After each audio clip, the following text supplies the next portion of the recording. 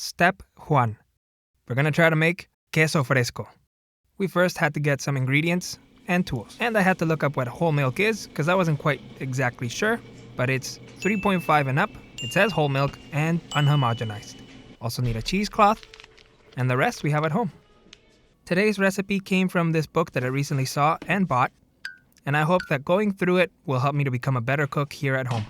According to the book, this is everything I will need, with some adjustments, because I don't have a chinois, but a sifter can do the job. This is the first time I've ever tried making any cheese, and we're going to do it for the first time together. It looks like a very simple recipe. I'm optimistic. A small problem that we have to get through first is finding a way to get this to 180. Thankfully, it comes with a little probe and 2 options that would help me get there: the check and maintain. So the book asks for 8 cups, which ends up being 2 liters, so the whole carton will go in. Then it asks for 2 tablespoons of kosher salt, but I didn't have any, so I'm going to use 1.5 spoons of sea salt. Lightly stir, and we just let it come to a light simmer. While I wait, I can get my cheesecloth ready, but I wish I had sharper scissors because this made my job impossible. This should have been a 5-second job. It took me 5 minutes, and had to fluff some of the stuff away. A small problem that I found is that on the check option, wasn't quite reaching 180. But on the maintain, it was able to get there. So once it got to 180, off it goes.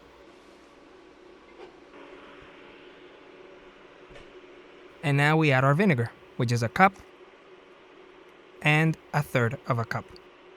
Then we have to stir gently, just for a little bit, not too long. But because it's my first time, I did it for a little bit too long because I didn't know what I was looking for. We just want a few curds, and we want that vinegar to really integrate into the mixture.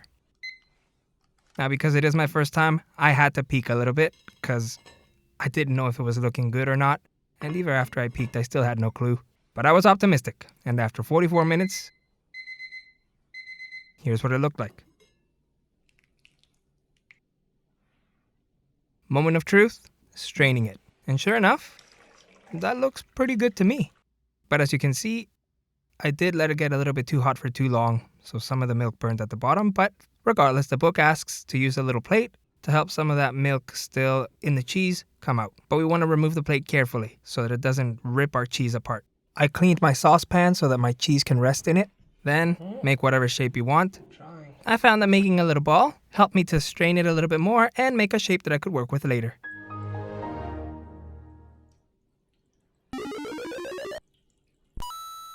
And now we just let it rest for 24 hours.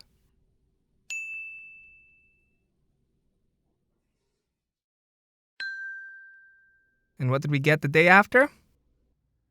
This little beauty. It didn't smell bad, which was my main concern. Was I nervous? Of course. It's the first time I'm ever making cheese, and I'm lactose intolerant, so if this goes wrong, it'll go very wrong. But as I remove the cheesecloth, it looks fine. It smells fine. It feels fine.